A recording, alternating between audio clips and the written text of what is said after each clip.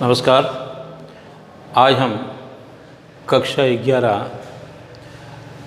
विषय जीव विज्ञान में प्रथम यूनिट का पहला अध्याय जीव जगत के बारे में जानकारी प्राप्त करेंगे। जीव जगत यानी हम पहले से ही जानते हैं कि पूरे ब्रह्मांड में अभी तक पृथ्वी ही ऐसा ग्रह है जहाँ विभिन्न प्रकार का जीवन उपलब्ध है। दूसरे किसी प्लेनेट अथवा ग्रह उपग्रह किसी पर भी अभी तक जीवन वैज्ञानिक खोज नहीं पाए हैं। तो पृथ्वी पर जीवों की विभिन्नताएं किस प्रकार से है, तो सबसे पहले हम ये जानते हैं कि जीव क्या है, जीव किसे कहेंगे। तो जीव क्या है? जीव वह संरचना है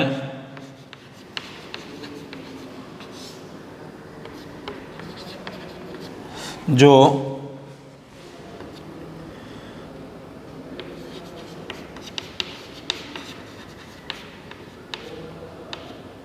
कोशिका का बना हो एवं जिनमें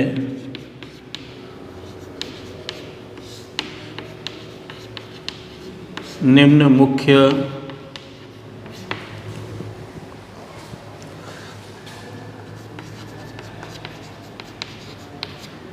क्रियाएं होती हो,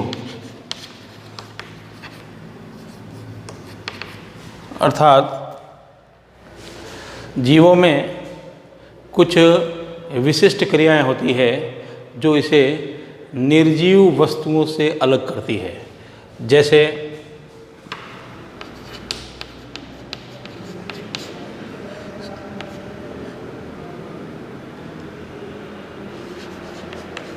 वृद्धि,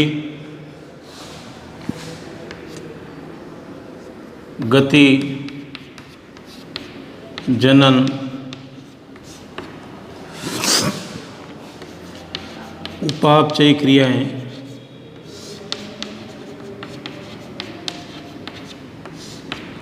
समन्वय,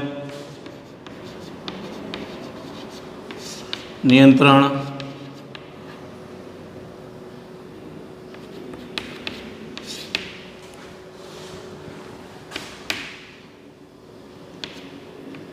प्रतिक्रिया, ये कुछ विशिष्ट क्रियाएं हैं। उपापचर्या क्रियाएं कौन कौन सी?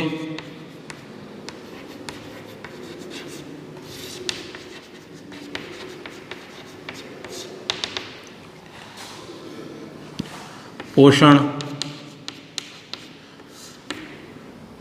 उत्सर्जन,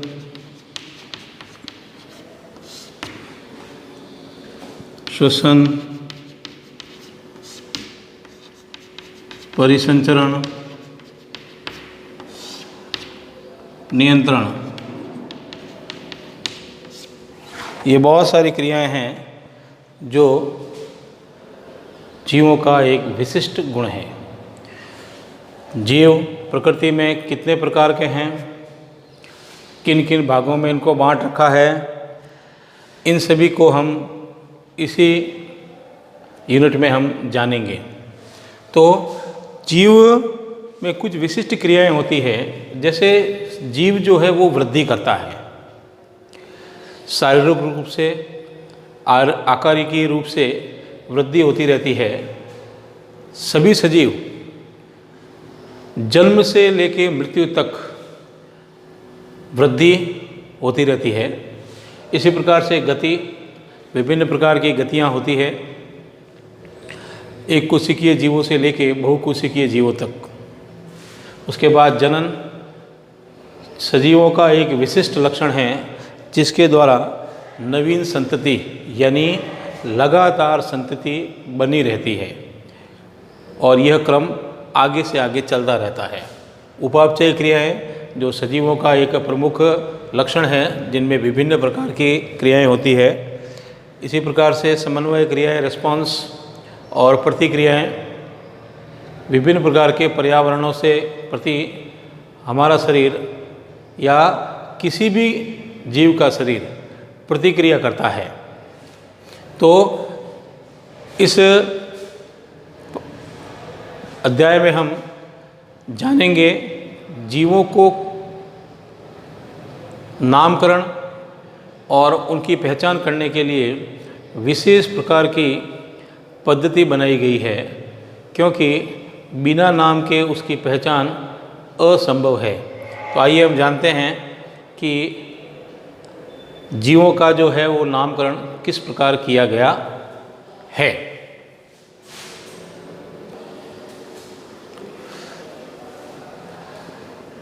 तो जीवों की जो विभिन्न प्रकार की प्रतिक्रियाएं हैं, अब जीवों की पहचान अति आवश्यक है। जिस प्रकार हमारा नामकरण होता है, उसी प्रकार से जीवों की पहचान हेतु उसका विशिष्ट नामकरण होता है। परंतु हमने देखा है देश में अलग अलग हिस्सों पर अलग अलग प्रकार की बोलियां बोली जाती है, भाषा बोली जाती है। तो सभी की पहचान करने के लिए और पूरे विश्व में एक रूपता रखने के लिए इनका विशिष्ट नामकरण रखा गया है, जिसे हम वैज्ञानिक नाम कहते हैं। इस हेतु जीवों में जो विविधताएं हैं, यानी जीवों की जो भिन्नताएं हैं, अलग अलग हमारे चारों ओर विभिन्न प्रकार के हम पेड़ पौधों जंतुओं को देखते रहते हैं। यहाँ तक कि जो जीव हमें दिखाई नहीं देते हैं, सूक्ष्मदर्शी में भी उनको देखा जा सकता है, जिन्हें सूक्ष्म जीव कहते हैं। अभी तक अनुमान लगाया गया है कि 1.7 मिलियन जीवों को पृथ्वी पर आंका गया है, या उनको अनुमान लगाया गया है कि इतने जीव अभी तक हो सकते हैं। अभी तक इसकी खोज निरंतर लगातार बनी हुई वैज्ञानिकों द्वारा। पृथ्वी पर सूक्ष्म जीव, ये जीव जो है वो किस प्रकार के हैं? सूक्ष्म जीव यानी एक कोशिकीय जीव भी हैं, जंतु, पादप एवं बहुकोशिकीय विभिन्न प्रकार के जीव। तो जीवों के नामकरण के लिए दो प्रकार की संस्थाएं काम करती हैं। एक तो ICBN एवं ICZN। क्या मतलब हुआ इसका? International code of botanical nomenclature. ये वो संस्था है जो पादपों का नामकरण करती है। दुनिया के किसी भी कोने का जो पादप है, उसका विभिन्न नियमों के आधार पर नामकरण किया जाता है। दूसरा है ICZN, international code of zoological nomenclature, अर्थात जंतुओं के नामकरण के लिए इस प्रकार की संस्था जो है वो कार्य करती है और उनका नामकरण करती है।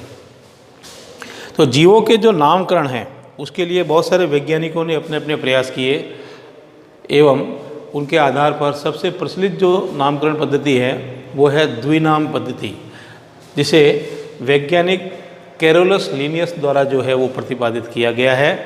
और इसके दौरान किसी भी जीव का नाम दो विभिन्न प्रकार के शब्दों से मिलकर बना है, जिसे एक प्रथम नाम जो हमेशा वंश से एवं द्वितीय नाम जाति से लिया जाएगा।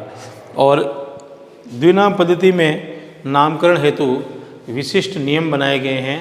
इन नियमों के आधार पर जीवों का नामकरण किया गया है। आइए देखते हैं नामकरण को किस प्रकार से किया जाता है।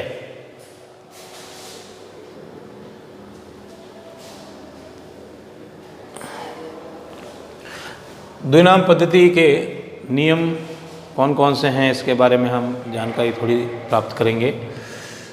सबसे पहला नाम है, किसी जीव के नामकरण को करने हेतु सभी जीव का नामकरण लैटिन भाषा में ही होता है,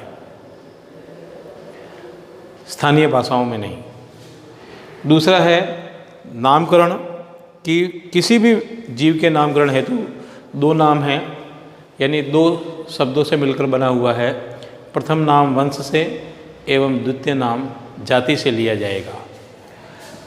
फिर आगे है वंश और जाति के नाम अलग अलग लिखे जाएंगे और दोनों ही नामों के नीचे अंडरलाइन खींची जाएगी अलग अलग। जाति का प्रथम नाम, जाति का जो प्रथम नाम है और सभी लेटर्स स्मॉल लेटर में लिखे जाएंगे, जबकि वंश का शब्द जो है उसका प्रथम अक्षर कैपिटल लेटर में एवं बाकी सभी स्मॉल लेटर में लिखे जाएंगे। तो इस प्रकार एक उदाहरण से हम समझते हैं, आम का जो वैज्ञानिक नाम है उसे मैंजीफेरा इंडिका कहेंगे। यहाँ पर ये जो नाम है वो वंश है और पीछे वाला जो नाम है वो जाति को दर्शाता है। तो वंश का प्रथम अक्षर कैपिटल लेटर में, बाकी स्मॉल, और जाति के सभी अक्षर स्मॉल लेटर में, और दोनों ही अलग अलग अंडरलाइन किए जाएंगे। तो आज हमने जीव क्या है इसके बारे में जाना तथा जीवों के कौन कौन से गुण होते हैं ये भी हमने जाना, एवं जीवों की पहचान हेतु उनका नामकरण किस प्रकार से किया जाता है इसके बारे में हमने जानकारी प्राप्त की है। आगे के विषय में हम जीवों के वर्गीकरण हेतु कौन कौन से पद हैं इसके बारे में जानकारी प्राप्त करेंगे। धन्यवाद।